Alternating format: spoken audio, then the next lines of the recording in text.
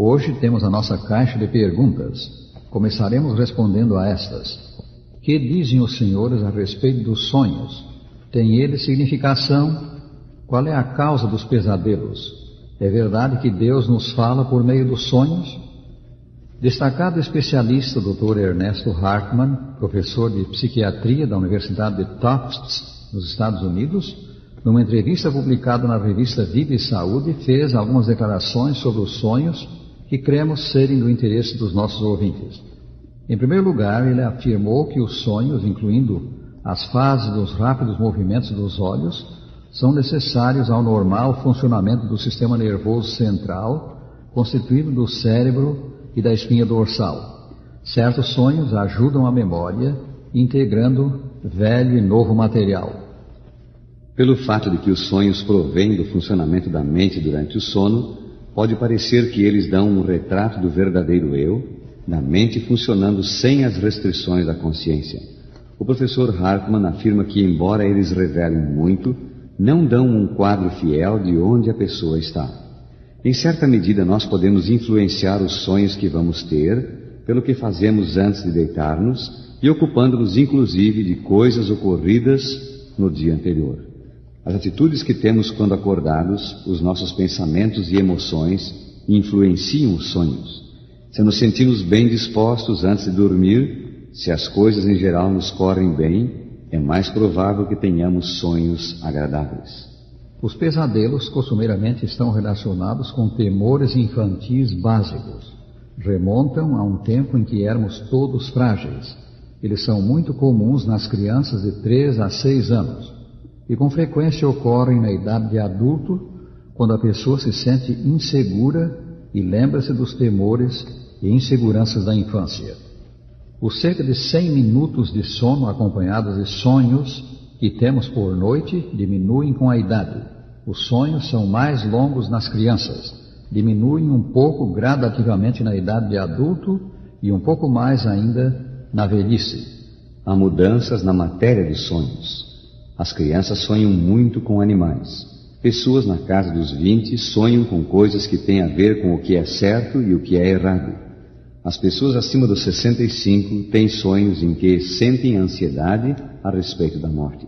Resumindo, os sonhos, como vimos, são o resultado do funcionamento da mente enquanto dormimos e expressam, com certa aproximação, pensamentos e sentimentos que temos quando acordados. A rigor, podemos dizer que eles não têm significação especial.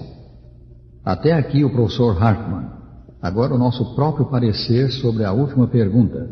É verdade que Deus nos fala por meio de sonhos? Na antiguidade, Deus por vezes falou aos homens por meio de sonhos.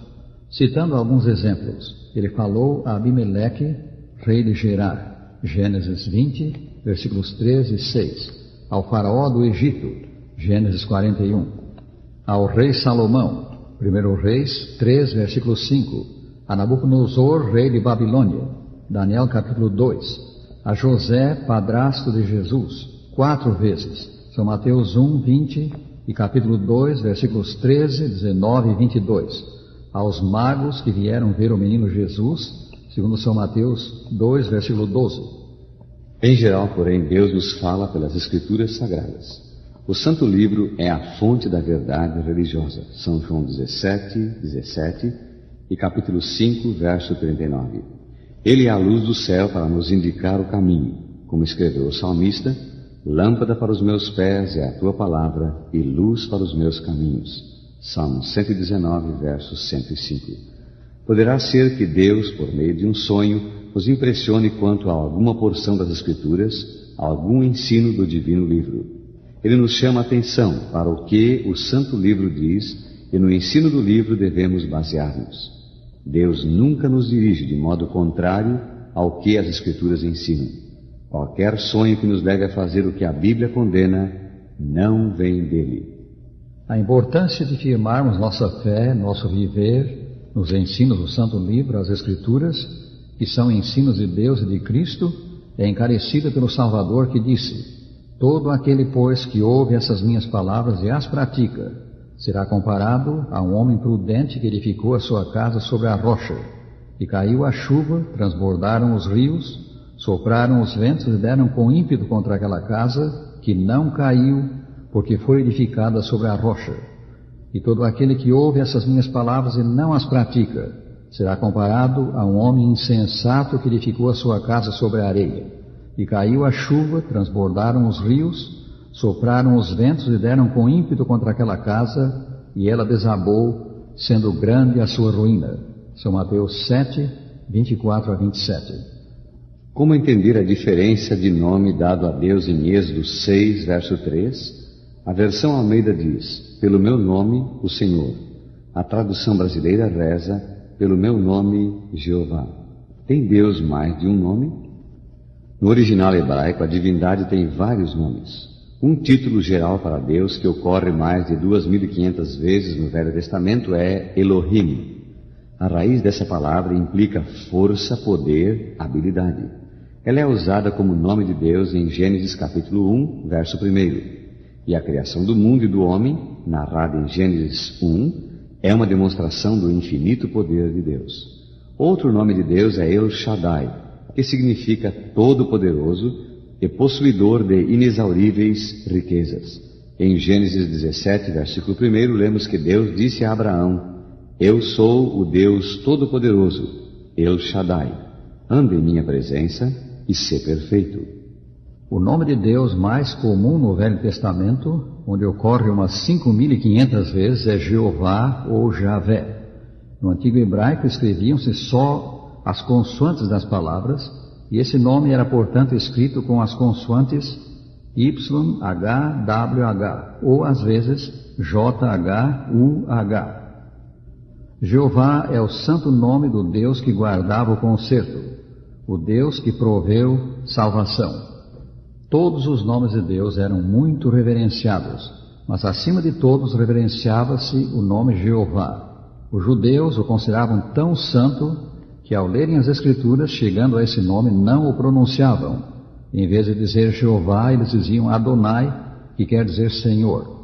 Na versão de Almeida, revista e atualizada, Jeová é sempre traduzido por Senhor, mas com todas as letras maiúsculas.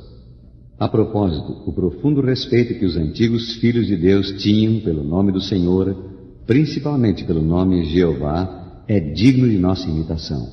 Reza o terceiro mandamento, não tomarás o nome do Senhor teu Deus em vão. Êxodo 27.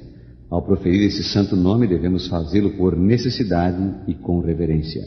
Nunca deveríamos usá-lo em conexão com brincadeira. Com quanta frequência deve uma pessoa submeter-se a um exame médico para prevenir doenças? Segundo conceituada revista sobre saúde, autoridades médicas recomendam o seguinte: para homens entre 30 e 45 anos de idade, um check-up cada 5 anos. Entre 45 e 60, um cada 2 a 3 anos. Acima de 60 anos, um check-up anual. Para as mulheres, entre 20 e 40 anos, um check-up cada 3 anos. Entre 40 e 50, um check-up cada 2 anos. Acima de 50, um exame cada ano. Se a salvação dos pecadores resultou do sacrifício de Cristo, como puderam salvar-se os que viveram antes dele?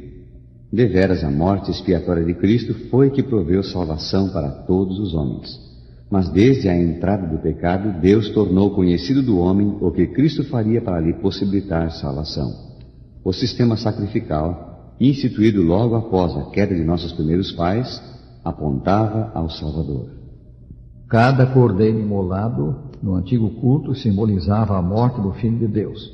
Em harmonia com isso, João Batista disse certo dia, apontando para Jesus, eis o Cordeiro de Deus que tira o pecado do mundo. São João 1, 29. A salvação viria, pois, em consequência do que Cristo faria pelo homem. Ele daria a sua vida no lugar da nossa. E quantos aceitam o que ele fez, creem nele como seu Salvador pessoal, têm os seus pecados removidos. Cristo tira o pecado, perdoando e fazendo cessar de pecar. Quando o carcereiro de Filipos, na Macedônia, perguntou a Paulo e Silas, Senhores, que devo fazer para me salvar? A resposta foi, crê no Senhor Jesus e serás salvo, tu e a tua casa. Atos 16, versos 30 e 31.